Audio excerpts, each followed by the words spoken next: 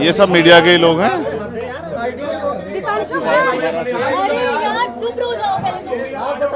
बस आप इधर चलो थोड़ा नीचे, थोड़ा सा नीचे हुआ 24 चेहरा दिखाई देगा, सबने बीत चुका है, कोई कार्रवाई नहीं हुई, क्या कहना चाहेंगे अभी आप कैसा?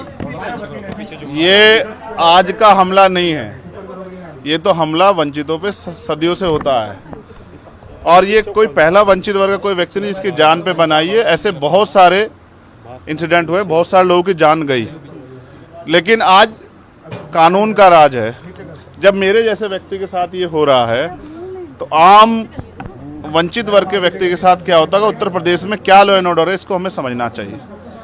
और अब तक क्या कार्रवाई, ये 24 घंटे ज़्यादा आपके सामने है।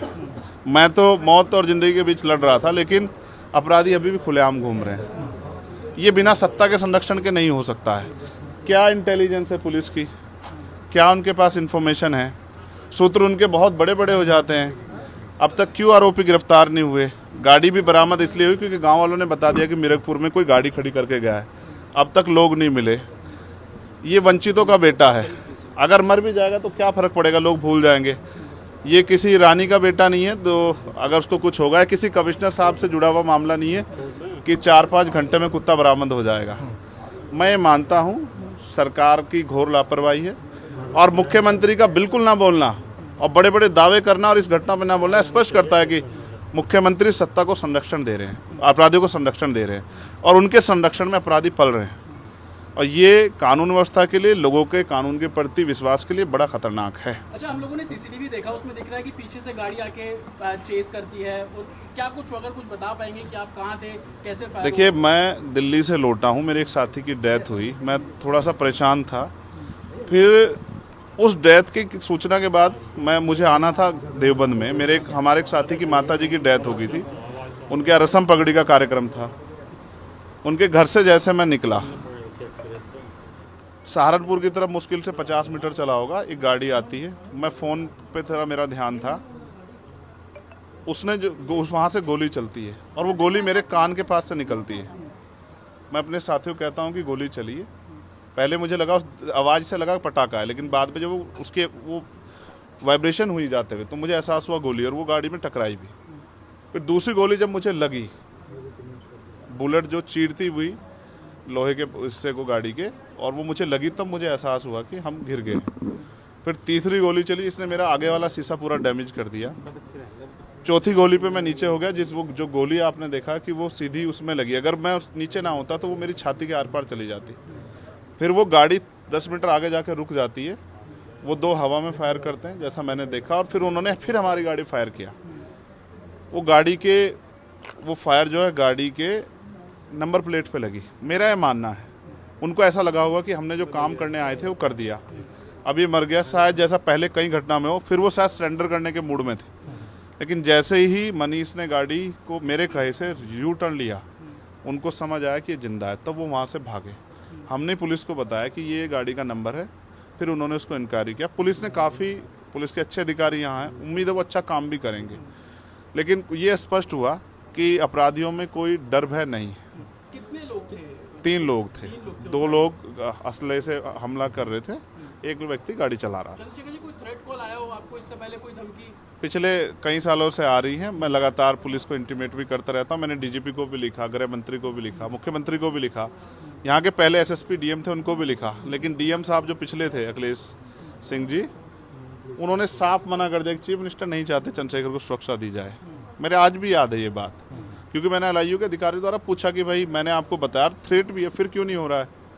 तो उन्होंने कहा भाई ये सरकार का मामला, सरकार चाहे तो दे सकती। तो मैं चाहता हूँ मुख्यमंत्री इंतजार कर रहे हैं कब चंद्रशेखर मरे, उनका काम आसान हो। लेकिन उनको ये नहीं पता कि गरीबों की, कमजोरों की, शोषितों की बात करने वाला चंद्रशेखर इतनी आसानी से उनकी रास्ते में से नहीं हटेगा। अतीक अशरफ के साथ जैसा हुआ वैसा ही कुछ होने वाला था, ऐसा आपको लगता है? अब आप इसका आकलन खुद करें कि क्या हुआ और क्या हो सकता था। एक और बात, मुझे ऐसा लगता है कल की घटना के बाद, इतने बड़े उसके बाद भी अगर मैं सुरक्षित हूँ तो हमारे संतों, गुरुओं, महापुरुषों का आशीर्वाद, हमारी करोड़ों बहनों माताओं का आशीर्वाद, बुजुर्गों का मेरे पास है। और मैं जो जिम्मेदारी मैं लेके मैदान में आया हूँ, बाबा साहब अम्बेडकर, माननीय काशीराम साहब, सदगुरु रविदास जी का जो बेगमपुरा राज का सपना है, मानवता के राज का सपना है, संविधान को लागू कराने का है, इन वर्गों को अधिकार देने का है। जब तक वो पूरा नहीं होगा मैं कहीं जाने वाला भी नहीं। गाड़ी को मीरकपुर में छोड़कर अपराधी भाग जाते हैं, तो उसको कुछ और बता रहे हैं, उसको कहानी कुछ और नया मोड़ देने की कोशिश हो सकता है वो चाहते थे जो गुजरों और दलित समाज में एकता बनी है वो एकता टूट जाए, ये होगा ही नहीं कभी। ठीक है, ये नहीं हो सकता है। पंचायत आप लोग कर रहे हैं अपनी मांगों को लेकर। हमारी लीडरशिप ने ये निर्णय लिया है कि जब 24 घंटे में गिरफ्तारी नहीं हुई तो हमें अपने लोगों को भी जवाब देना है, तो इसलिए शायद उन्होंने 3 तारीख का समय रखा है। मैं उसका हिस्सा बनूंगा। अमेठी के अंदर एक फेसबुक वायरल हुई है पोस्ट जिसमें आपको मारने की वो की गई है, क्या कही है उसके अलावा? ठीक है, देखिए लोकतंत्र है, उनके अधिकार है, मारे या छोड़े। मैंने कहा ना, मैं पहला थोड़ा ही हूँ जो मारा जा रहा हूँ या जिसको मारने का प्रयास किया। मुझसे पहले बहुत मरे हैं, लेकिन उनको कोई जान नहीं रहा था। मुझे लोग जानते हैं तो मेरी बात पे बात आगे बढ़ रही, लेकिन मैं अपने लोगों को मरने नहीं दूंगा। ये भी मैं उनको संदेश देना चाहता हूँ। घटना होने के बाद ये पोस्ट किया है अमेठी क्षेत्र महासभा से कि इस बार तो बच गया, अगली बार नहीं बचेगा। देखो, मैं गोली से डरता नहीं, मैं गोली से बंदूकों से नहीं डरता हूँ। मैं संवैधानिक रास्ते से चलता हूँ, संविधान को मानता हूँ। गोली चलाने वालों को भी कहना चाहता हूँ कुदरत उनको सद्बुद्धि दे, गलत जगह पंगा ले रहे हैं।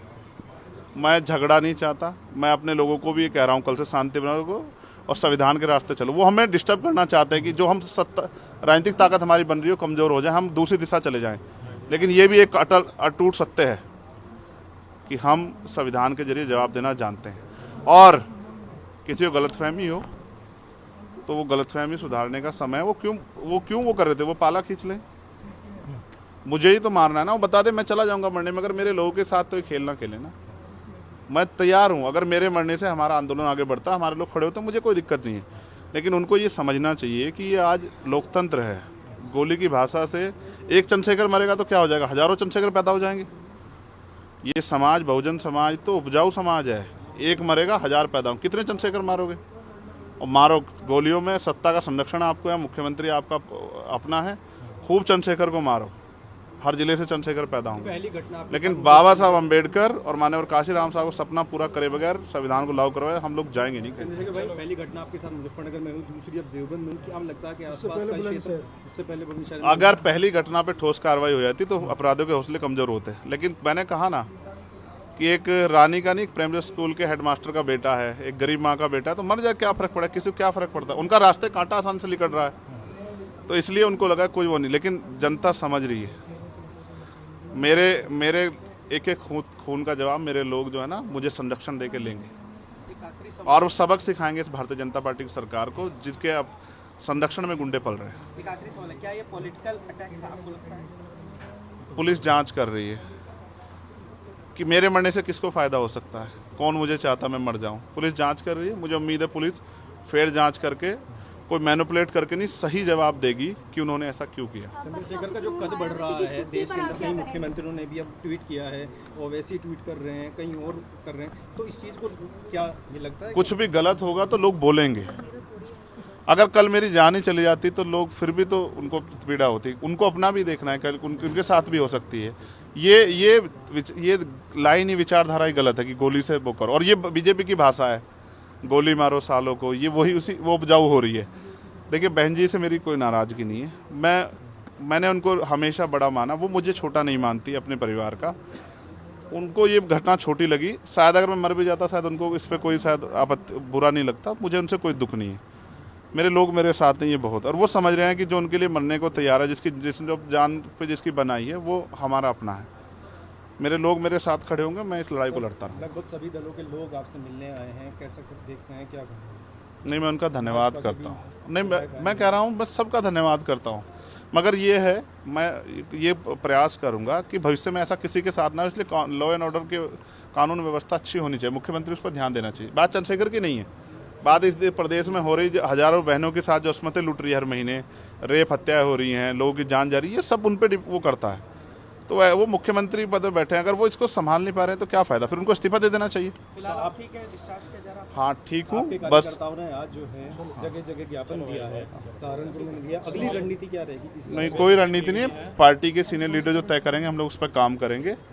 और दूसरा, मेरे पीठ में जहाँ गोली लगी है वहाँ ड्रेसिंग जारी है, पहले से आराम है, बस एक जलन और वो घाव है, जख्म वो तो है ही, तो सांस लेने में दिक्कत थी, बीपी जो है फ्लक्चुएट हो रहा था, अप डाउन हो रहा था, वो अब ठीक है पहले से।